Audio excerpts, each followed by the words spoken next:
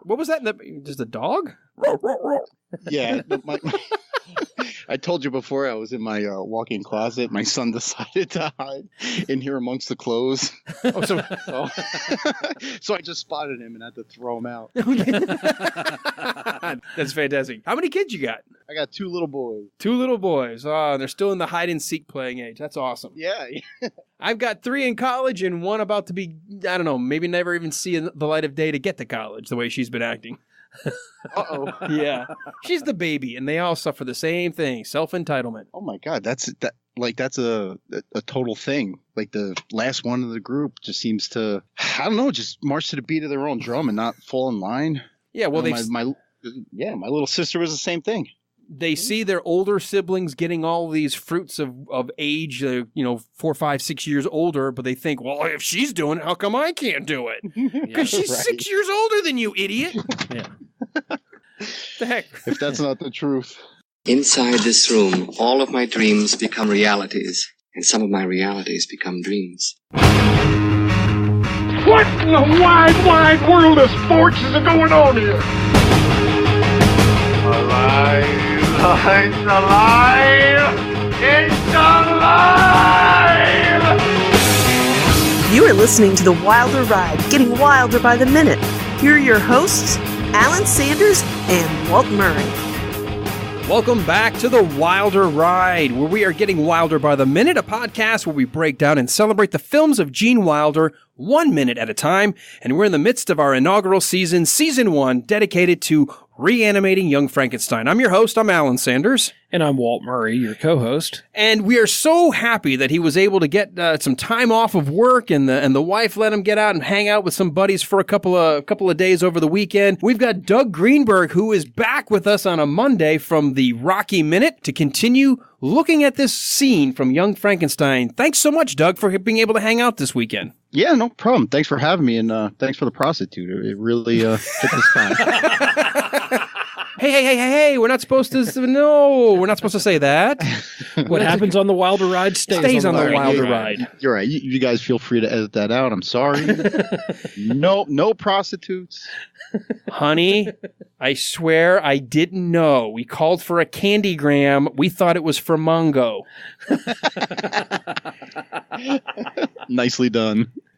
Well played. Anyway, well, it's great to have you back here, Doug, for a couple more days. I know you're going to stay through to the end of the blind man scene, so let's remind the audience where we last left Friday. We had just ended with cigars being brought out, so we will continue this minute today with the blind man offering a pair of cigars, one for him, one for Frankenstein's creature, and we're going to end with not just a thumb on fire, but a door being absolutely obliterated. So let's get into this minute here as we are diving further into Young Frankenstein. We still have the creature enjoying dinner, or at least we're trying. I don't think he's enjoying a whole lot of dinner. I think the blind man is enjoying a lot of conversation and having fun, but poor Frankenstein's creature is not getting a whole lot of sustenance. He didn't get the glass of wine, but at least now he's getting a chance for a cigar. What can go wrong? Exactly. A monster who's afraid of fire, lighting up a cigar. This is going to be a boring minute. He's delighted to present these cigars. Big smile on his face, his sing-song delivery. Yeah, I'm guessing that these are, and he said they're special cigars. I'm guessing they're not like Swisher Sweets or Backwoods Smokes, which were my preferred favorite when I was a cigar smoker. Yeah, Backwoods. Nice, flavorful. Oh, yeah. These are things that, again, you don't notice until you slow a movie down 1 frame or 1 second or 1 minute at a time. There were a lot of calls for laughter, a lot of cuts, a lot of things that didn't work necessarily on the set that they had to go back and shoot over and over. Right at the very, very beginning of this minute, like 1.5 seconds in, as Gene Hackman or Harold has the cigarettes, one in each hand, and all of a sudden it's like he catches a direction off screen because his eyes cut and almost focus on somebody just out of frame. If you watch it and you go very slowly, just after, it's like he goes, oh, what, did I do that wrong? And then it's immediately a cut because it has to now cut over to the creature, almost as if Mel Brooks or somebody had yelled something and Gene Hackman was being given direction, as if he thought the scene was stopping. Because when we cut back to the two of them, he's already got the cigar in his mouth. Right. I did see that. Yep, that's right. So it looks so weird when you're slowing it down that somehow, like there's some direction off screen. So we got the close-up now of the creature being handled with a cigar, and he kind of palms it in some weird way. Thumbs up. With thumbs up. The monster goes from like a slightly grinning to when they cut to the long shot, he's frowning. Yeah. Yeah. So when he gets it, so there's a lot of continuity error here as we're mixing this together. Again, you don't catch this until you slow it down, but it looks like the scene's interrupted for Harold. So we cut to the monster who's got sort of like the goofy looking, oh my God, this is going to be so good. He's kind of got that like dumb grin on his face. And then as you cut back to the two shot, it's like we're certainly a few seconds later because Harold's got the cigar already in his mouth and the creature now has a grimace on his face. Like something doesn't make sense to him. It was really weird to kind of have that from cut to cut, that it feels like disjointed. Yeah, it does. And I don't think I've ever noticed that before until I was watching this minute a couple of times, and it did seem a little choppy. Now, can I ask a question? The monster has a fear of flame, right? Yes. How long has this candle been sit there lit on the table where we've had the soup and we've had the wine?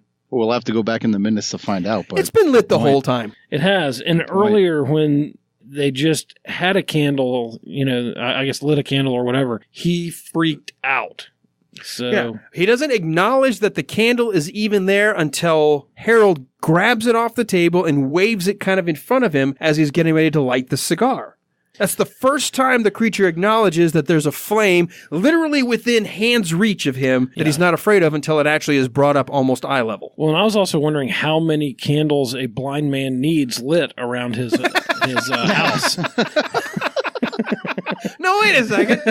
That's normally my job. I'm the one who finds all the things that make absolutely no sense.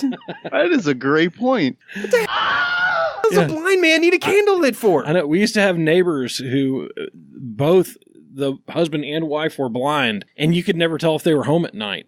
That's funny. Because you'd pull up, all the lights are out. And but they had, that the condition that blind people get where they don't know whether it's day or night. Mm-hmm. Yeah. So I was wondering about that earlier when I saw how he's got at least 5 or 6 candles lit. That is why. Well, either that, somebody told him, look, if you don't want to keep getting robbed, leave a light on. They'll think you're home. That's right. That's why he's got the bell on the door so that way they can't sneak in. This poor guy probably is. Well, you know what? He's always praying for a visitor. That's right. He's leaving the doors open. He's the original Motel 6. It's Harold. I'll keep the light on for you. If pop culture is to be believed, roughly 40% of all people are actually vampires, or dating one. Well, undead or not, you can always save on a clean, comfortable room at Motel 6, even if you sleep during the day because direct sunlight turns you into a pile of sparkly coffee grounds. Speaking of which, we have free coffee every morning. You day sleepers may want to go for the decaf. I'm Tom Bodette, and we'll leave the light on for you. Just come on in anytime. I've got soup on the stove. I've got wine ready. I've got cigars ready. Just come on in. Sign out front. Welcome all. We'll leave the light on for you. I'm Tom Bodette. He dumps soup in their lap. He's getting horrible reviews in Yelp. Dump soup on me, 0 stars. He did on me too. Yeah, dear Lord. Charming outside, but once you get inside, just be ready to have your Schwanstucker burned. And apparently it's a big burn. Welcome to Jamaica. Have a nice day. That's an old joke. Or maybe people don't know it. Do you know that joke? Yes, I do. You know the joke? Okay. Wait a minute, Doug. Do you know the joke? Oh, yes. Okay. Good. So I'm going to leave it out there. That's if nobody knows the joke or somebody who's listening doesn't know, you're going to have to follow us on the listener page, and I'll explain it there. We'll just let this continue to stay a clean rating for the podcatchers out there. We'll keep the FCC out of our business. Mine says Wendy. What does yours say? Welcome to Jamaica. Have a nice day. Man. So, as we're moving along here in the minute, we actually see that that Harold is doing his absolute best to explain that fire is good. Fire is our friend. Yeah, not very convincingly. Well, I think he does a pretty good job because, the creature's still sitting. He's freaking out. He's like waving it away, but he doesn't. Look at every time we've seen him so far. The first time when Igor lights a match, flips out, totally loses everything, right? Goes completely bananas, right? So you would think that this would happen again, but he doesn't. He's chill. He's like, okay, you're freaking me out, but you've been cool so far, save for the ladle of soup in the lap, too, and then the whole breaking my wine, jar or my wine mug. But he's like, no, it's good, it's friend, it's see, you can do things with it. Like, see, it's a good thing. But Harold has ignored every yell or protest that the monster has done so far, but this one he's astute too. Yeah, this is the first time he realizes. Well, and maybe it's because he's not yelling. He's kind of like going.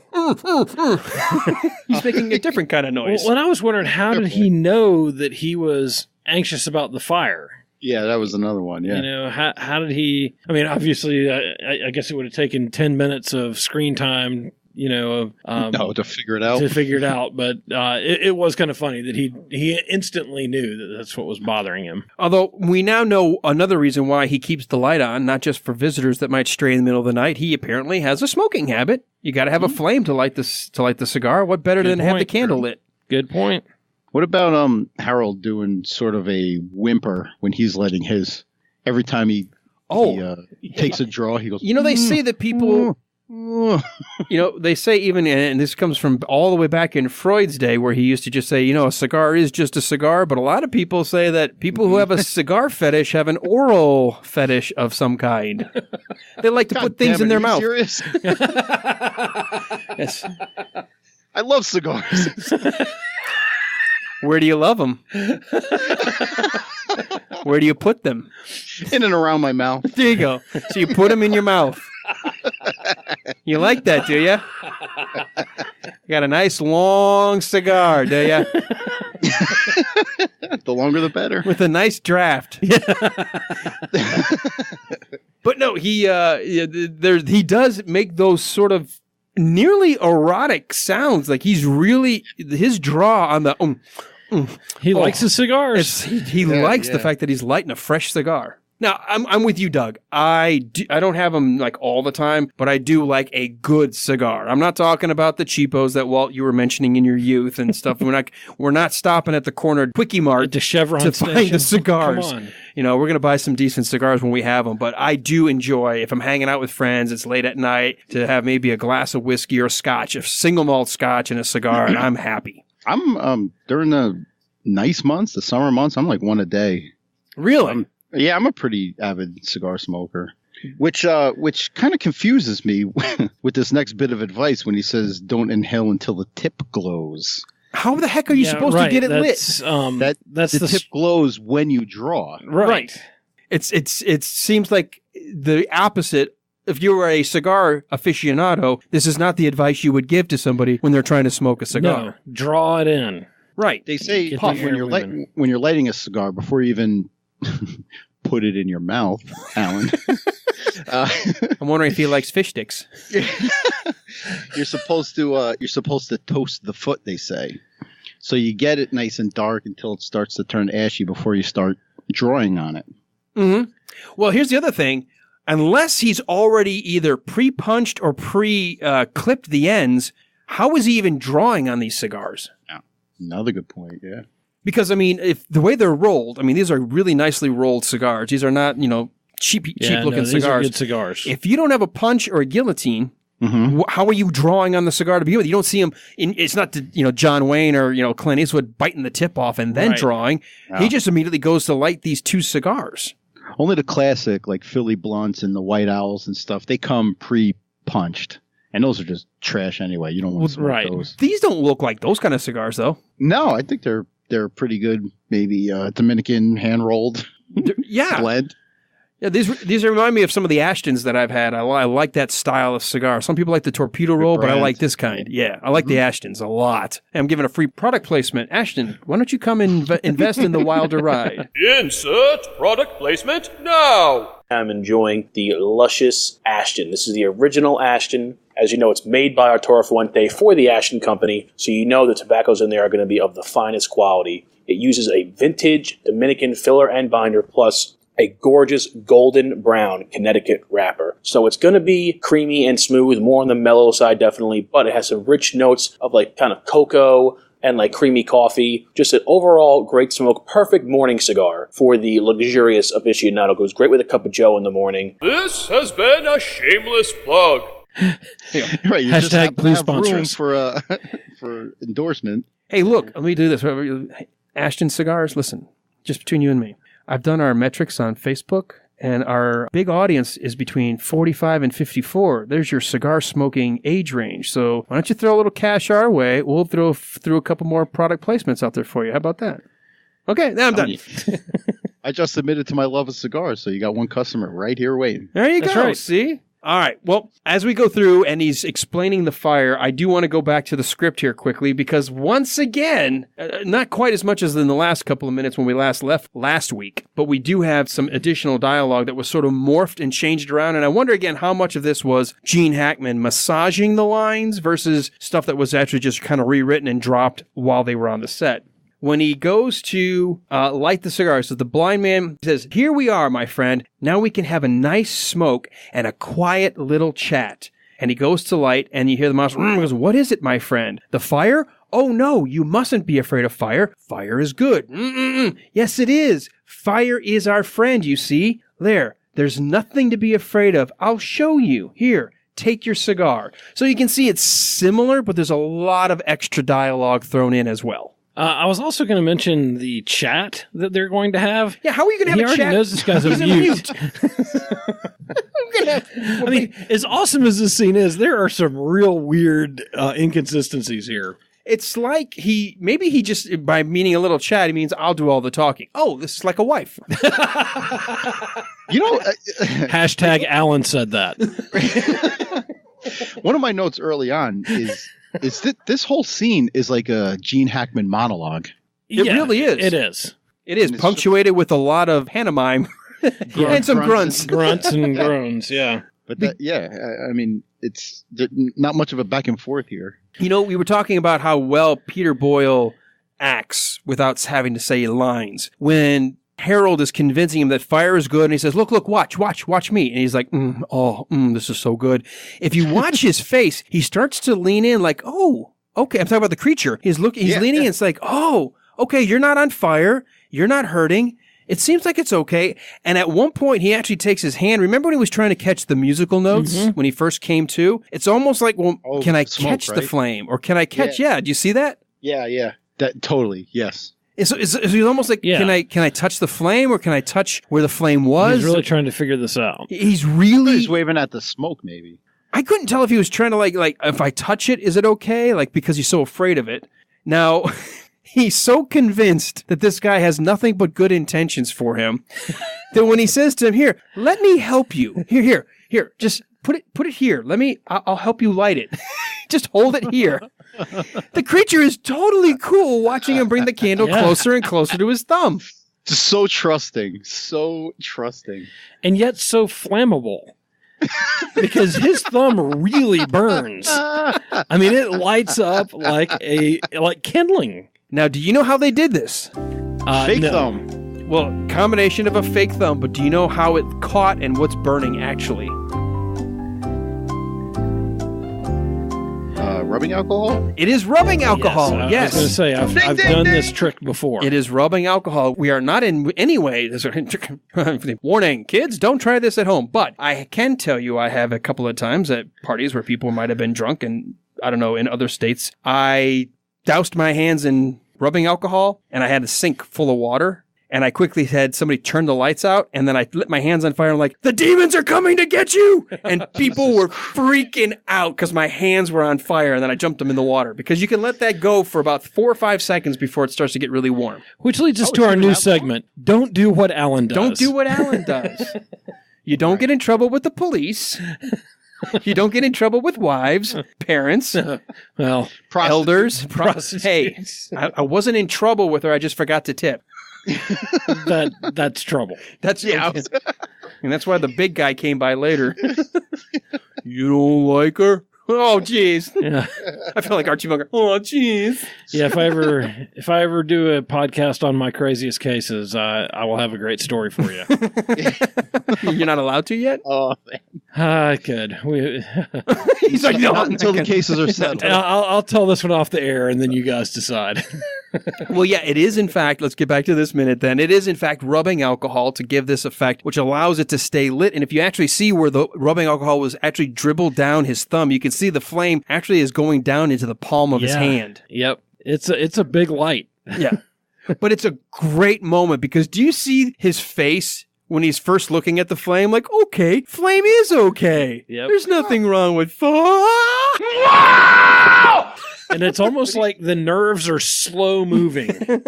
It's the dawning realization. Wait a minute. He does like a little nod, like a, oh, that's nice. Okay, good. He does that little smirk, like a little wink and a nod. Like, Fire's fine.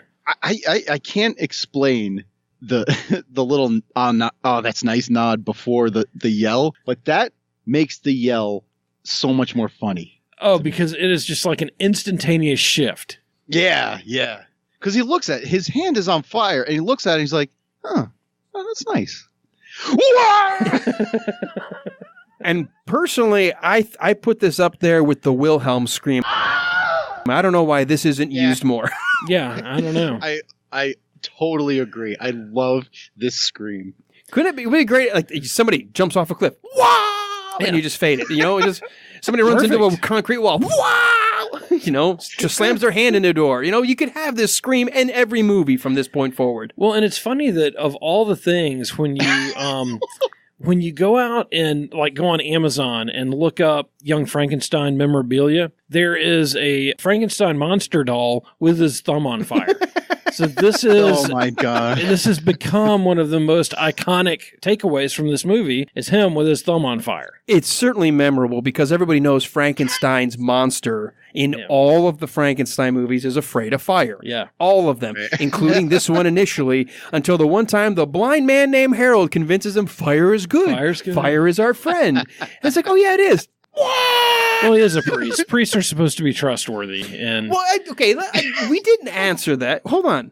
Is he a priest? I'm going to take a shot that he is, just because he's a. But he doesn't say my name's Father Harold. No. Or he doesn't say I'm Pastor Harold, and this is my little, what do you call it, the little rectory or something here. Yeah, but he does have the robe. He's wearing a robe, but it's night. And I'm not Catholic, so I don't know how that usually works. But he's got the beads attached to his. He's got his prayer beads, and he may be into his church. He may be very devout, I guess. He could be very devout, but they never really. But he's got that awesome beard too. That very monk-like beard. It does. Monk was going to be my suggestion. Maybe he's a monk. It does evoke a more monk-like or a very monastic kind of existence. Maybe he's taken that as he went blind. He took a vow of poverty, and I don't know about poverty. He's got wine and he's got cigars. Never mind. It's not a vow of poverty. He's kind of the young Frankenstein answer to Obi-Wan Kenobi. Hello there. Come here, my little friend. Don't be afraid. Oh, don't worry. He'll be all right. Nice parallel. Oh, there you go. When the creature yells, it's like a million voices suddenly cried out in terror and suddenly silenced. So are we saying these two are in the same universe? Because this was a long, long time ago. Remember what I said about the music as we hear the transition from Erfolkstein, and it sounds so much like those first few notes when they're approaching the Death Star. That is And I was like, I wonder if John Williams, a young John Williams, heard some of the notes of the score and kind of like that whole ominous dun, dun, dun, and decided, I'm going to use that too. Oh, I like that. This is some weird untread ground. Yeah. Yeah, that's some nice headcanon. I bet that parallel has never been made. I can guarantee it has not. It has not. It absolutely has not. So, well, as we begin to come to the closing minutes here, and we still have more of this because there's still another great line coming up that we won't be able to get to today, as the door, which, by the way, when he first showed up a few minutes ago, middle of last week, I think hump day last week when Doug first joined us, that door was solid. Oh, yeah. That was a solid, thick door that he was standing in front of. And when he came through it like a SWAT team. When he decides to go through that door, well, first of all, I get you're doing this for Hollywood, but that door suddenly turned to balsa wood. Oh, yeah. And it's like maybe a half-inch thick. Well, I would think, too, that if I had just got lit on fire, I could probably put a hole in the door. It's like the I could do some damage. It's like the Roadrunner coyote. You see like a break in the wall and it's in the shape of the coyote. That's right. Yeah. That's exactly right. That would have been great. That would have been funny if he had amazing. gone through and it was the shape of the monster. Yeah. And that would have definitely been more of a later Mel Brooks kind of joke, but it would have been funny. It would have very much been so. But that door, because he comes bursting in last week, stumbling upon this cottage, sees the light, decides for some reason to terrorize, and completely is befuddled by the old man going, hey, a friend, hey, thanks for being. He's like, huh? So he ends up having, dinner. It was a pseudo dinner and wine. But by the end, when he goes through that door, there is no more door. It is obliterated. Nothing left. So he's now thrown a door off the hinges and now breaks a door into pieces. Well, we get a sense of the strength of him. Yeah. He also shot a girl through space. I mean, into her upstairs bedroom. So this creature actually is the precursor to the Marvel Cinematic Universe. He is a real monster. He is a Hulk, remember? He is a Hulk. They called him a Hulk. That's poor right. Hulk on the table. Wow, we are having all kinds of parallels here. Wow. I like this. This is like more of a weed conversation, but maybe everything's connected, man. That's what we're doing. I just figured out what we're smoking. What is in those cigars? Maybe there are white owls that have been altered on the street, maybe? God. All right, come on, Alan. You know what we're talking about. I have no idea. I have no idea what you are talking about. Unless we're only talking medicinal purposes only. Right. Glaucoma. Glaucoma. Well, hey, here we go. So, Obi-Wan here, with his glaucoma problem, has the white owls with his medicine. That's it. It's his medicine. He's helping with the blindness. Which he's not bogarting when the monster comes in. All right, so let's very quickly, as we start to wrap up this minute, Doug, I know this is one of those funny scenes where we've watched a lot of play. We've seen some of the continuity errors, but anything else that you have in your notes that we didn't quite get before we have to finish this one up tomorrow? No, I just want to put another stamp on the fact that look before the yell is probably, to me, the funniest moment of this movie. I can just think about it and start laughing. He does. He's got such that expression of like, huh, look at that. Before the switch? Yeah. And it's almost, he doesn't wink, but it's that gesture you would make as if you were doing the wink and a nod, because he kind of tilts his head. It's like, huh, look at that. Exactly. He goes bananas after that. That's it. Walt, do you have anything? Well, the more I look at this scene, the more impressed I am with that beard, and I'm really wondering if that was real or if that was a prop. No, it was costume. It's a costume beard. Yeah, that would be a very impressive beard to grow as a beard wearer myself. But it looks real. This whole scene, I think, is even stronger in black and white than it would have been in color. I think the feel of it, the texture of the scene, the interplay between the two of them, the great facial expressions, I think being captured in black and white versus color really adds a lot to this scene. And we didn't really mention it.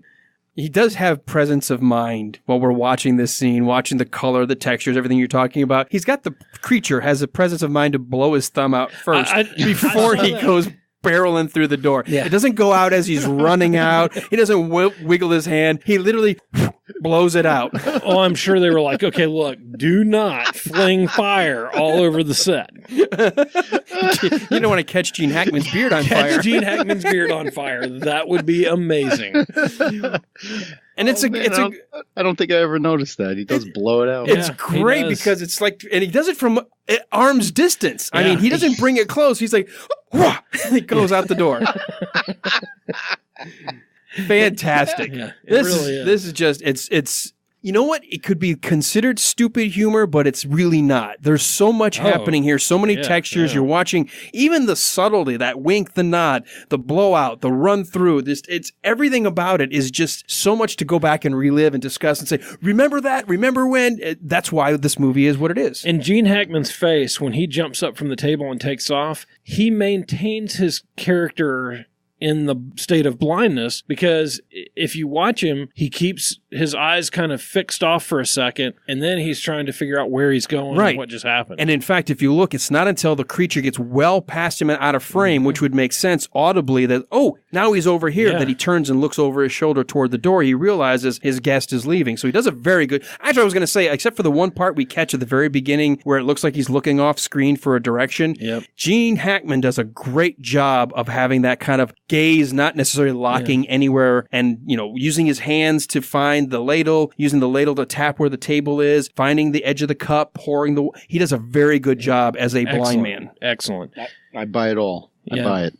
And again, you know, we're dealing with a comedy, but a comedy that is so seriously acted that it could be a monster movie if you just take those subtle jokes out. Yeah, it would be. And it's seriously acted. They actually, how about we say it this way? They took it seriously. They took it seriously. And that's why I think it's so damn good. All right. So, did you have anything else, Walt? No, I didn't. This whole scene is just amazing. All right. Well, we started with a reminder that we had just wrapped up our weekend slumber party where we've got one more minute to go. We kept Doug, something we have never done before. We kept a guest over here, over on this side of the pond. Oh, no. We may not do it again based on the ad or the agency they've called. But Doug, do you think you might have one more minute left in you? No, I want to ride this one out, so absolutely. All right. Well, while we're closing this one out then, Doug, why don't you let everybody know where people can find you when you're done and you get to go back home and play in the ring with Rocky and all of his foes? I'd say the best way to do that is duelinggenre.com. That's where we release our episodes, and we have finished the original Rocky, and as of this recording, we are in pre-production and gearing up to start recording Rocky 2. Yeah, we're moving right along. The rematch. Super Fight 2. Walt, where can people find us? Well, it's Monday, so the best place to find us is going to be on Facebook and get in that in the listeners group with us. So go to facebook.com/The Wilder Ride. Come over and find us there, or find us on the listeners group, which is linked, and get in the discussion. We've got a lot to talk about through this scene, and love to hear what folks think about it. If there's anything that y'all noticed that we didn't, or have questions, or I don't know how there could be a correction, but something you want to correct. I can think of dozens of ways that we could get corrections. Multiple, yeah. So come over and join us. We'd love to have you in that discussion group. And let me encourage you to come back tomorrow, because we are going to continue the wrap-up of this scene, and we are going to learn something that all of us were fooled by the behind the scenes. There was a piece of information we all thought we knew about a famous improv line that supposedly Gene Hackman did on the set, and we are going to find out, is that true? But you got to come back tomorrow. So you're saying there may be an urban Transylvania legend? There could be an urban Transylvania legend. Ooh, boy, I got to hear this. So we're going to come back tomorrow. We're going to start with we're going to continue with the door breaking into pieces, and we're going to end with that same haunting violin music, the Transylvanian lullaby that was written for the creature. But you got to come back tomorrow on this, The Wilder Ride. Urban Transylvania legend. Wow! Again. Sylvester Stallone. I mean, I love him. I love his movies. And if you just say, hey, we're going to watch a Sylvester Stallone, I'm in. I'm in. And I love it. But, you know, he is a bit limited in what he's able to do. Maybe he just kind of fell into a niche and decided that's where I'm making my money. I did. Well, you know what? We're taking this way too long. We're saving all this. We should have all this over the weekend conversation and save some of it from Monday. So, Doug, since we are talking so much about Rocky as we close out this minute, where can people find your podcast? Stop by Facebook while you're on the Wilder Ride listeners group, and come by Mighty Mix, which is the Rocky Minute listeners group. Join up, and there's a lot of good conversations going on over there. Our host website is duelinggenre.com, where we're featured along with a bunch of other incredible shows. So there's a lot for your listening pleasure. Walt, as people are maybe taking the weekend to either get caught up on our show or they're intrigued, they want to do a little research, come back and report on when did the 80s montage hero movie kind of turn into a cliche, where can they go? Probably the best place for that discussion is going to be on the listeners group. So if you'll go to facebook.com/thewilderride, you're going to find a link to the listeners group from there. Just hit a request. We'll let you on in the group after you answer 1 or 2 questions, I believe. And you'll see some great discussions there, and we'll get this one going right about the time this show comes out. The other thing I would encourage people to do, and we've alluded to this, is go to the Movies by Minutes webpage. And there are so many great movies there, right around 90, I think the last time I looked, different 90 movies, podcasts. 90 podcasts that are going through the Movies by Minute, and you're going to find one of your favorite movies there. Obviously it's not a Young Frankenstein, because that's everybody's favorite. But there are plenty of other great ones, and we've had some of those folks on our show previously. But you're going to find a movie you love on that page. All right, and then you can always gain all of the links to everything else by just going to thewilderride.com. Come back Monday. Spend the weekend getting all caught up on all your favorite podcasts, but come back Monday where we continue to look at the cigars in Gene Hackman's hands, and we will end with a thumb on fire and a door breaking down. How do we get from cigars to a thumb on fire? You're going to have to come back Monday on this, The Wilder Ride. Cigars. Wow!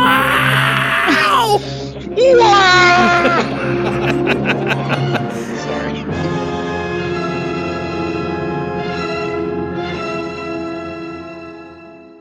Oh, train coming. God bless. Ugh. Well, that's good. It's a great place to end that comment because I can address the prostitute line in a second. They're going to say, in that was minute. awesome. just don't tell the wife. Candygram for Mongo. I thought you said you were watching Blazing Saddles. Yeah. Oh, Blazing Saddles. I can't wait till we do that one. I know. I'm looking very forward to that. Hey, I'm not a racist. Hey, I'm not. That's a tough. Right. I mean, it is a tough one. Just that's exactly what you'd say if you were a racist. Exactly. And I was fine. I am a racist. See, I told you are a racist. Yeah, you can't win. You can't win. Right. No, you can't win. You cannot win. You cannot win.